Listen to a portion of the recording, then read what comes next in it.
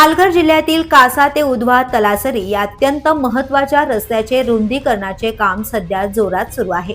मात्र या कामादरम्यान रस्त्याच्या ठेकेदाराकडून आवश्यक त्या सुरक्षात्मक उपाययोजना न केल्याने वाहनधारकांना मोठ्या प्रमाणात त्रास सहन करावा लागतोय।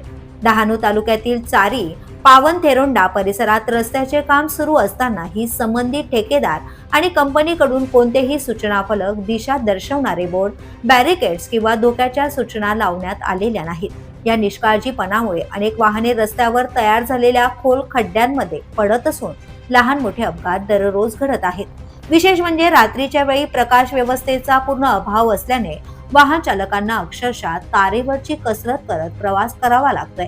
नियमानुसार रस्त्याचे काम सुरू असताना ठेकेदाराने वेग मर्यादेचे फलक, दिशादर्शक बोर्ड तसेच धोक्याच्या ठिकाणी स्पष्ट सूचना देणे बंधनकारक असते।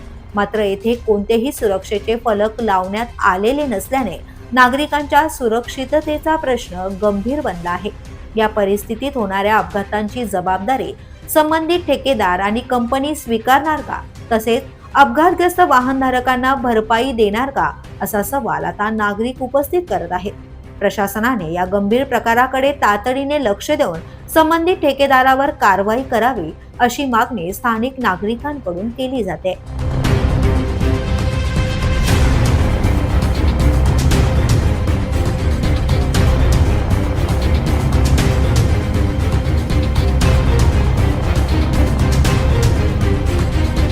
द पोलीस न्यूज, माधव तल्ला, पालघर।